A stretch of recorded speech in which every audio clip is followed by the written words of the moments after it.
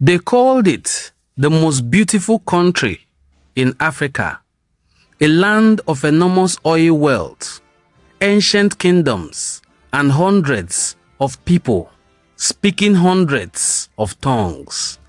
A nation that in 1960 stepped into independence with more promise than perhaps any other on the continent.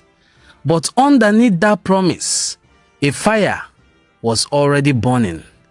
At independence in 1960, Nigeria was a federation of regions, the North, the West, and the East, each home to distinct peoples, cultures, and ambitions.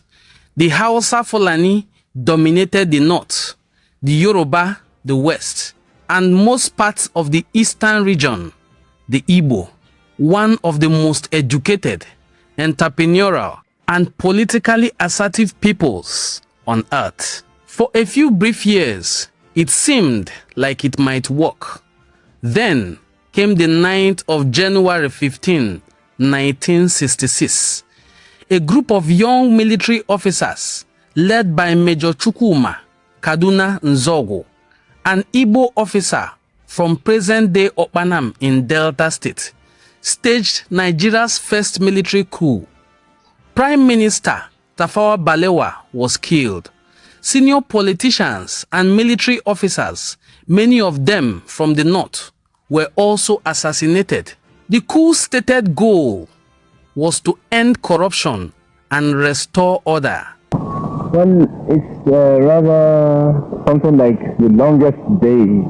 We started this off on the night of the 13th of January, when a night exercise was planned by the military college, which I command. We took our troops to the ground and taught them how to do night attacks. We didn't tell them what we were planning for, but at the end of the exercise, we took them out and showed them various places where they were to stand and just remain in the vehicle. Next day, we went out again for the same type of exercise, and at the end, we issued them with ammunition this time, live ammunition, and told them that they were going back to the same place as they went yesterday, but this time they were to get certain people. And they were with you, were they? Oh, of course they did. Oh, they all supported us. Did the Sergeant Honour himself attempt to fight? Well, no. We didn't see him until the time we actually shot him. He ran away from his house when we fired the first few shots of anti-tank gun into the building. The whole roof was blown up and the place was set alight. Then we went to the rear of the house and started searching from room to room until we found him amongst the women and children, hiding himself. So we took away the women and children and took him.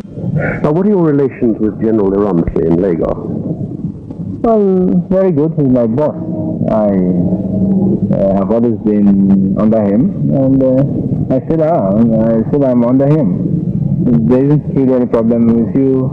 Misunderstandings arose, but this was due to the publication in the press and by announcements over the radio.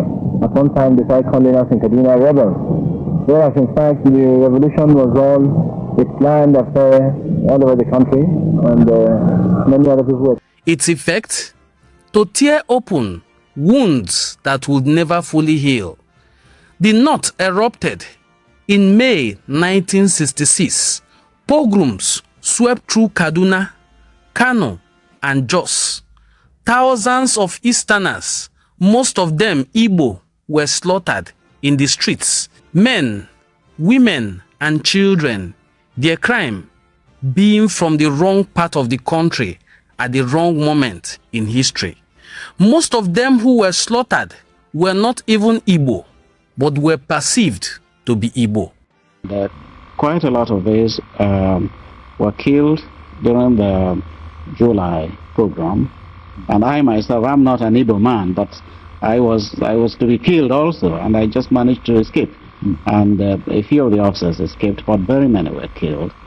Those that were killed came from what was then Eastern Nigeria. For instance, Major Rock is not an Igbo man, but he was killed. He was killed in Kaduna. Major Kanam was killed in Lagos, and he is not an Igbo man. And several others like that. I'm trying to say that the people, the officers killed, came not just from one tribe, but from the eastern Nigeria as it then was. Yes. So there you are. It was lucky for those of us that escaped. Most of them were the smaller tribes around the eastern region. By the end of 1966, a river of refugees was pouring back into Igbo land. They carried with them no luggage, only stories of horror. Desperate to hold the country together, military leaders convened peace summits. The most famous was the Aburi Accord of January 1967, held in Ghana, a last-ditch attempt to find a constitutional arrangement that could satisfy the East and other parts of the country. For a brief moment, it seemed like hope. Talks collapsed on May 27, 1967. A constitutional assembly in the eastern region gave Lieutenant Colonel Odumegwu Chukwuemeka Ojukwu their mandate. 3 days later, he stood before the nation and declared the independent Republic of Biafra. The federal government, under General Yakubu Gowon, refused to accept the secession. Do you think that it will be necessary to use military force to bring down Colonel Ojukwu's regime? Yes, it is necessary. I think I have made this point before that if the integrity, corporate existence of this country is threatened, I will use force to maintain it. And I'm afraid the time has come. Colonel Ojukwu is putting heavy pressure on the oil companies for payment to him of the royalties. Are the federal government doing the same? No, I don't think if I'm doing the same thing. In fact, the oil companies are my witness. I've tried my best not to get them involved or to be brought into our internal problems, and I shall do my best to keep them out of it. What action will you take if the oil royalties are paid to Colonel Ojukwu's regime? I think this question is hypothetical. It doesn't arise at the moment. I will do my best to keep the oil company out of this problem, our internal problems, and I hope I shall be able to keep my word to keep them out of this problem. If force is used, Major General Gowon, will this not increase bitterness between the various races in Nigeria? It might, to start off with, but I don't think that this is a thing that will last forever. I'm sure the present generation and the generation to come will be better friends than the ones in the past. You think you can limit force once you use it? Indeed. In fact, what I have done, I've told, in fact, my troops that they are not fighting a total war against an outside enemy. They are only taking police action to crush a rebellion. Therefore, the force that will be used will be just the force necessary to get the job done. At a summit in Benin, a plan had been proposed to create 12 new states from the 4 existing regions, a move that would have broken up the oil-rich East and stripped Biafra of its economic lifeblood. Chukwuemeka Odumegwu Ojukwu rejected it affirmatively. And so, the war began.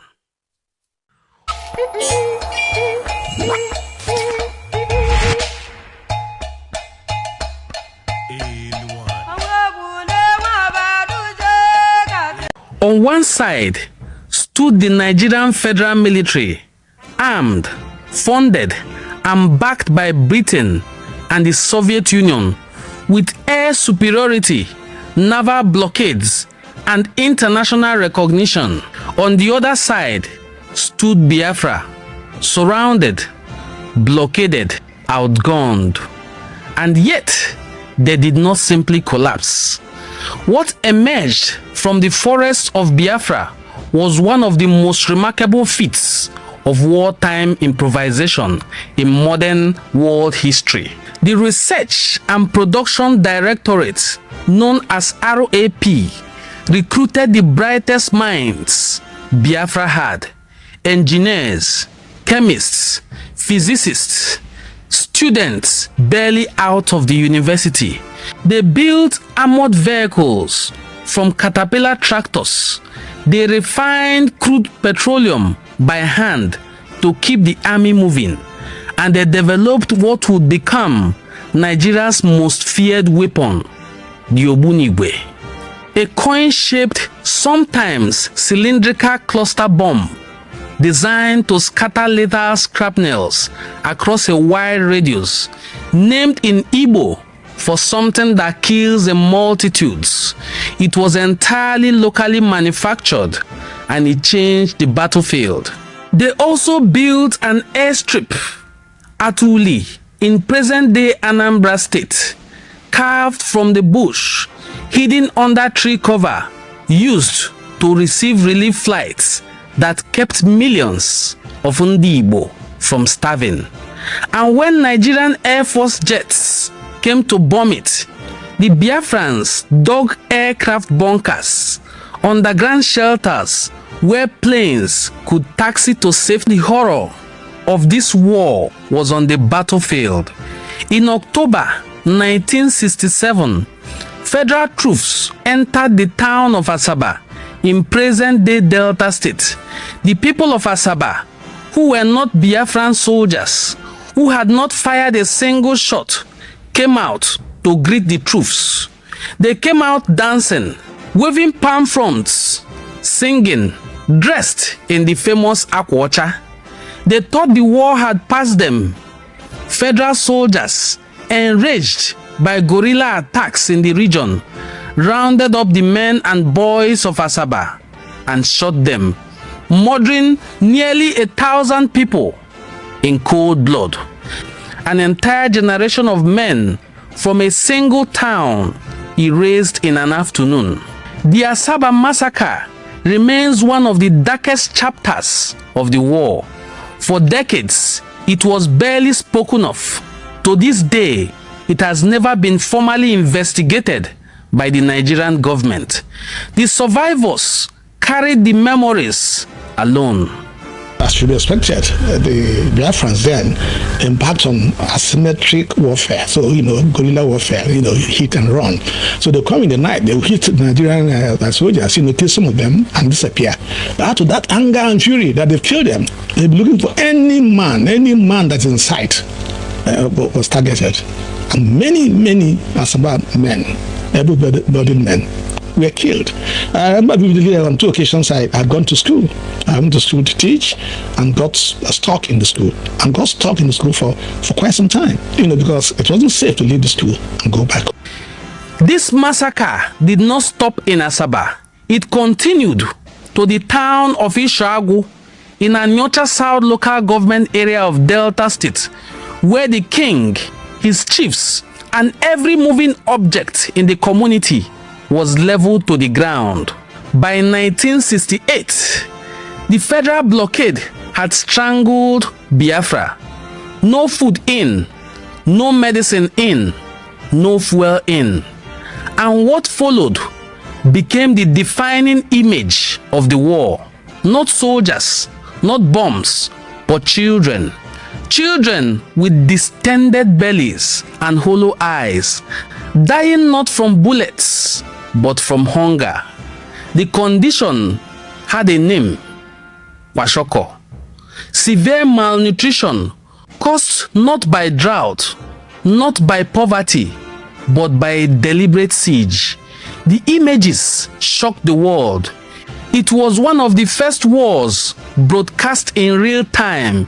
into Western living rooms, Medicine Sans Frontiers, Doctors Without Borders, was founded partly in response to what its founders witnessed during the Biafran genocide. You know what is the position of the doctors usually? They must take care and shut up. And this is the Hippocratic point of view. And we refuse that. But with the International Red Cross, it was not possible to speak and to let the people know what was going on in Biafra. So we decided to be witness. And it was not possible for us just to go there, take care of the people, and then the people, especially the babies, are coming back to their villages and dying in their villages or coming back to the hospital. So we try to let the people know that what was going on in Biafra. I mean, starvation, war, and so on. And that was our idea. We don't care about permission. If there is a medical need, okay, we go. But it was just our idea. It was difficult to organize.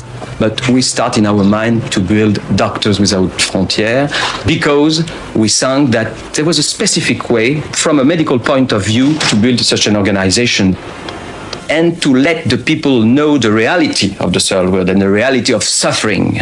And that's our purpose. It's not possible to shut up now.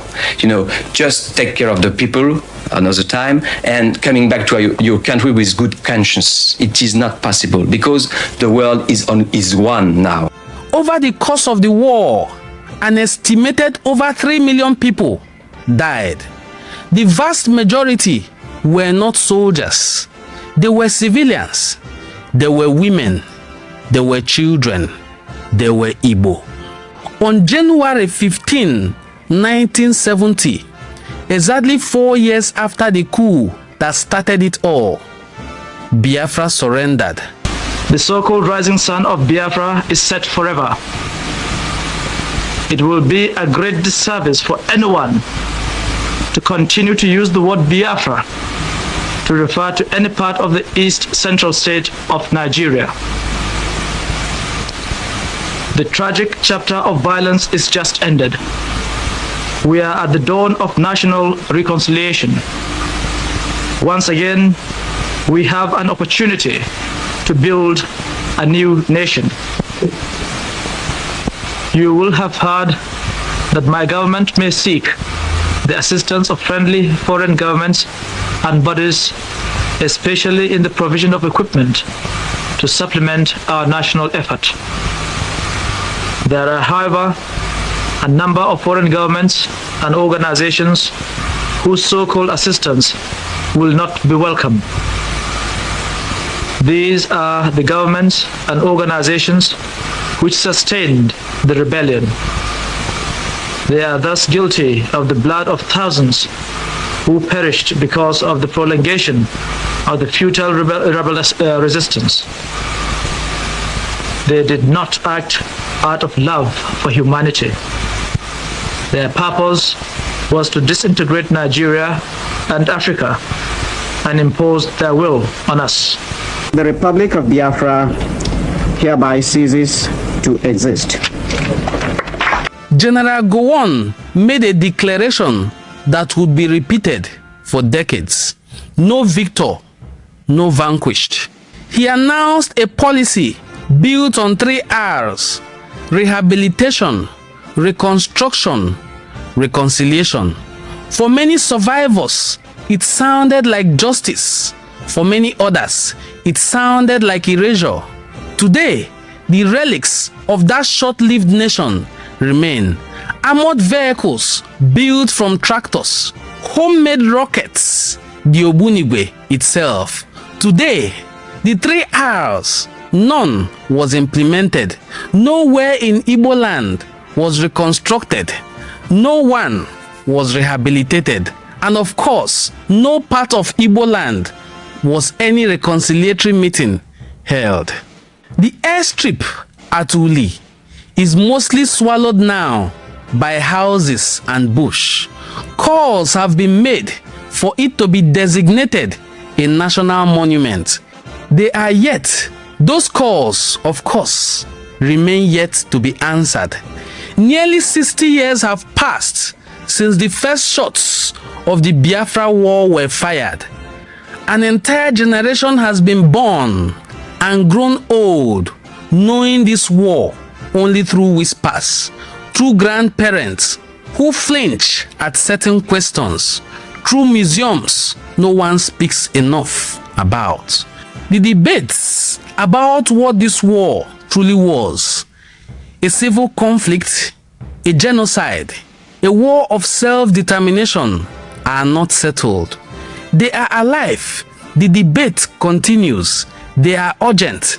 They are, for millions of Igbo people, a deeply personal debate. What is not debated is the scale of the suffering or the number of people that died. What is not debated is that it happened. It happened.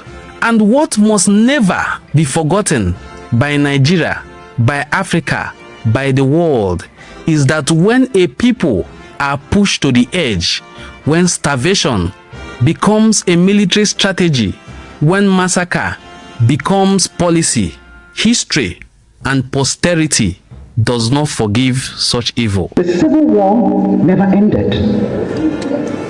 At the end of that war, my father, oh no, it never ended. It's still going on. I had no family house. My poor mother went back to claim the property she was beating into a coma by people whom she had helped all her life and sent to school because she's an Igbo woman and now Port Harcourt belonged to another group of people. They forgot the sacrifices that the Igbos made. It's still going on. No apology has ever been made about that. Unfortunately, after the change of government, with the program that we have, which was going to allow them to be able to be equal in all respect, unfortunately, yes, those that came probably did not have the belief and the philosophy that we have, that my government have, in order to ensure fairness to every part of Nigeria. The unity, we saw it from fighting to remain united. We didn't do much in trying to get people to indoctrinate them through political interactions and the rest of them. So the moment you reintroduce politics, the first thing that came to our minds were what political parties and political system used to be before the Civil War. You saw that as a starting point. And once you see that, you could hardly change it.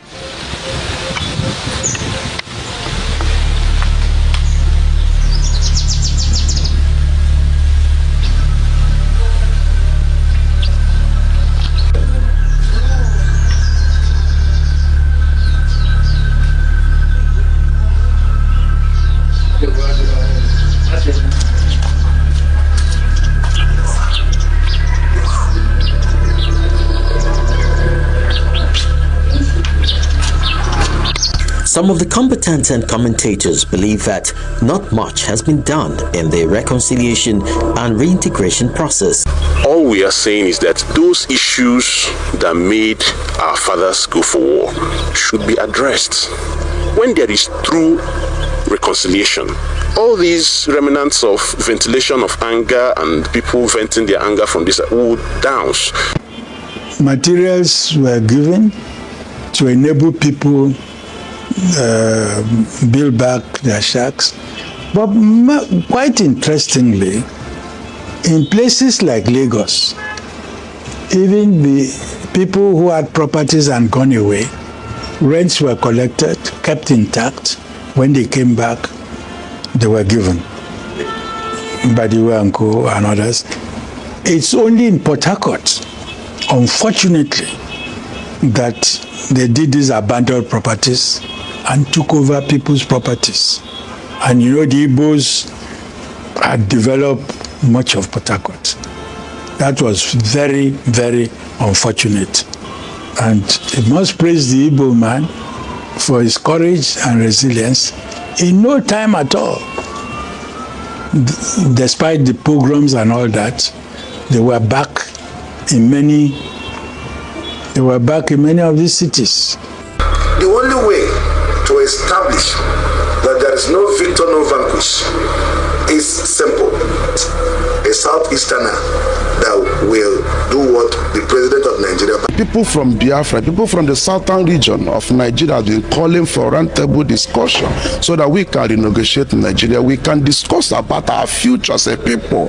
Like I said earlier, we believe in Nigeria. Here in every part of Nigeria, you will see Biafrans. The Igbo people are there believing that we are one. The challenges we have in this country, apart from the cost of election and what have you, stems from the fact that